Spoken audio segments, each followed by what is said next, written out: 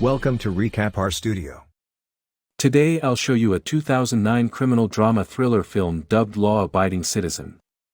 Watch careful for spoilers and proceed with caution. Clyde enjoys tinkering.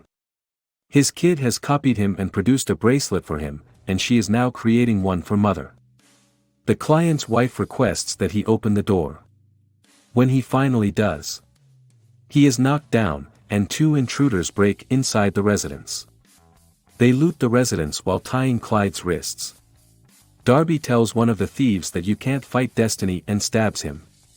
Clyde Darby is a collaborator. Rupert attempts to leave, but is merely ordered to shut up.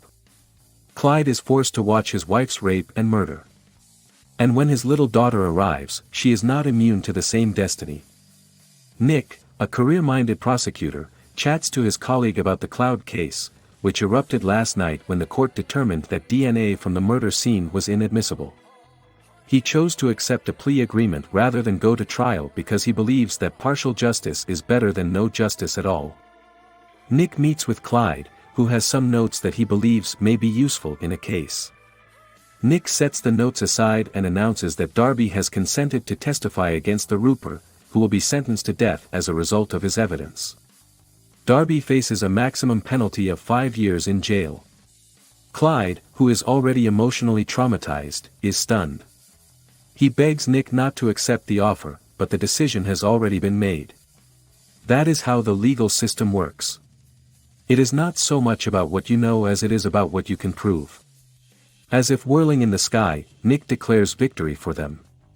Inside the courtroom, the whole affair was constructed as though Rupert was the primary perpetrator. Darby gently mocks Nick's wife, as though she is next, and signs the plea agreement outside.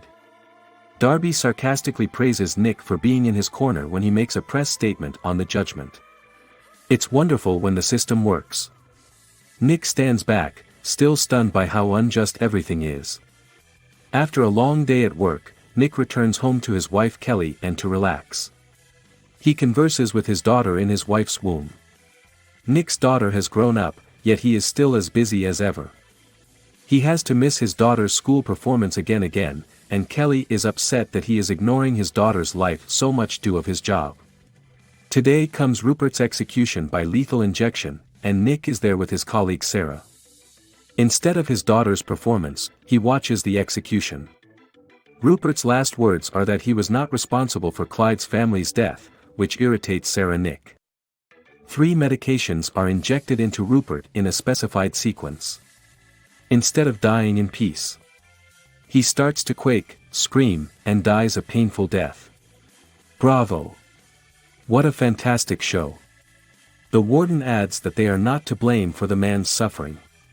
It's never occurred before that a cop shows up and delivers the prosecutors a bottle with the words, "Can't fight destiny," scribbled on it. Nick knows this term, and the police investigate Darby's location. Darby, who is inhaling a flower, gets a phone call. The voice is muffled, but it tells you all you need to know about him. Darby develops paranoia. He is instructed to peek out the window by the voice. He notices cops approaching him from all sides. Darby goes outside and shoots at police vehicles. Darby receives another phone from the muffled voice informing him that if he wants to avoid jail, he must surrender the gun and go to the abandoned factory.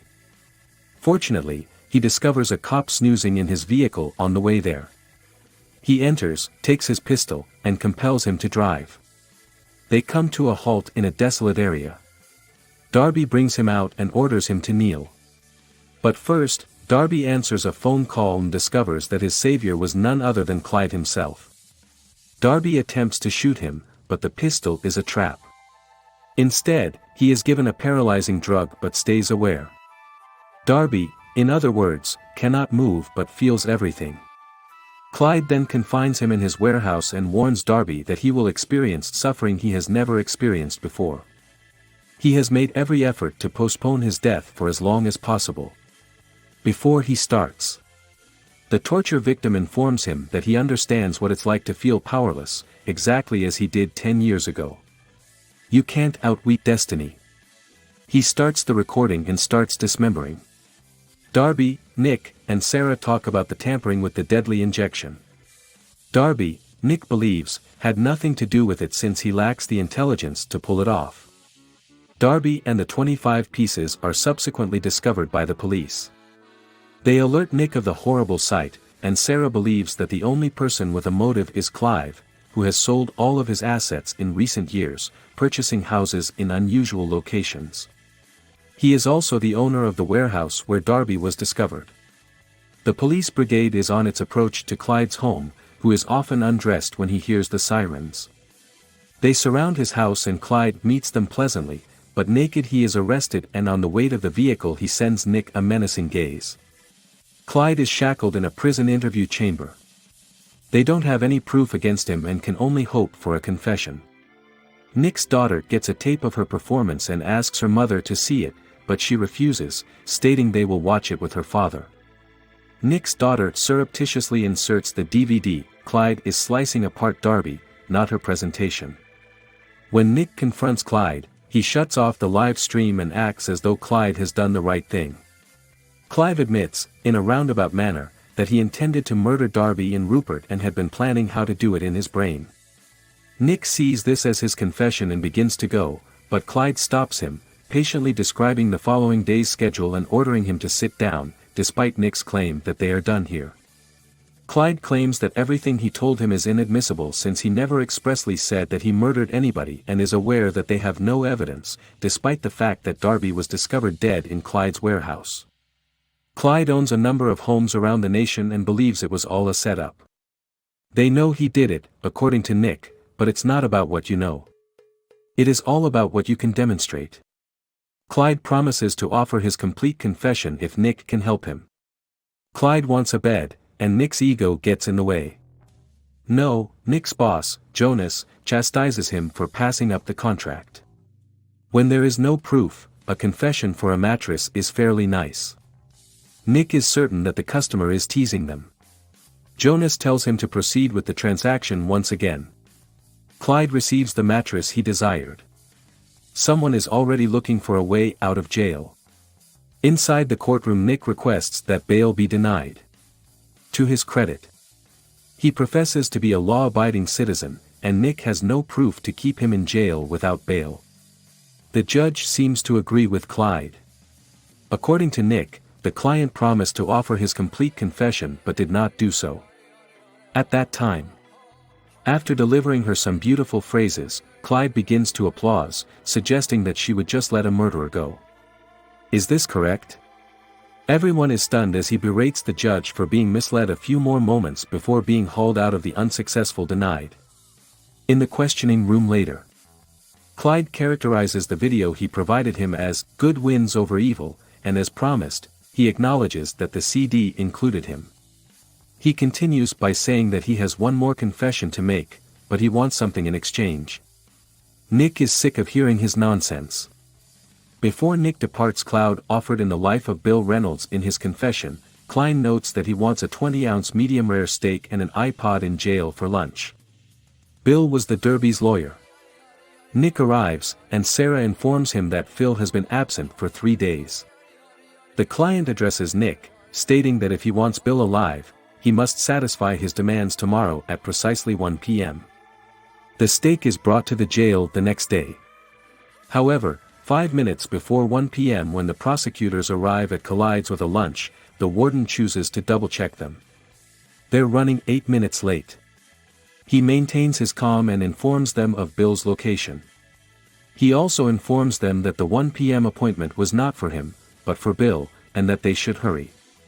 While Clyde listens to his iPod and eats the steak with his cellmate who had just threatened him, Nick hurries to a helicopter and flies to the scene.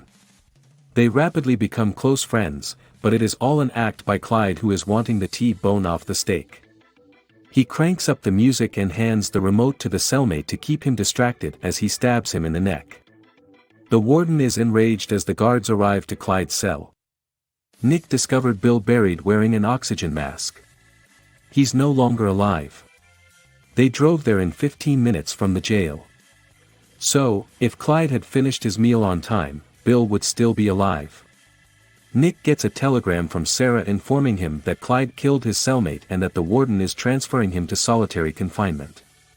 Nick pays a visit to Clyde in solitary prison, wondering what the purpose of murdering all these people is. Clyde wants to hold everyone responsible for their acts. Nick hands his daughter's bracelet to the client and asks whether his family would be pleased of his pursuing retribution in their name, but his wife and daughter seem unmoved. They owe money. Nick and Jonas meet with a federal officer who knows more about Clyde. Clyde, he claims, is a natural strategist who kills people without even being in the same room with them. If Clyde is in jail, it is because he wants to be there. He did not murder his cellmate at random. This is a withdrawn pawn off the board, and he proposes they seek for the next piece. The official informs Nick that the only way to stop Clyde is to break into his cell and shoot him in the head since he is targeting everyone connected in his family's case. As he walks away, he declares, "If Clyde wants you dead, you're dead." With this knowledge, Nick and Jonas approach the court and request that Clyde's civil rights be violated and visitation be restricted to guarantee everyone's safety.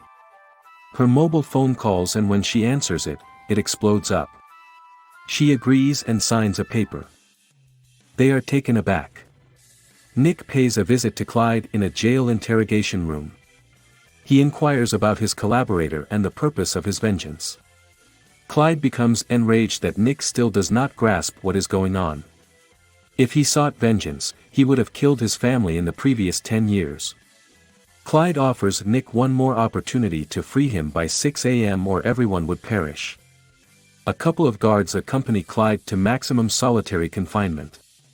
Nick and Sarah meet in a jail to sift over paperwork to find out who is assisting Clyde from the outside.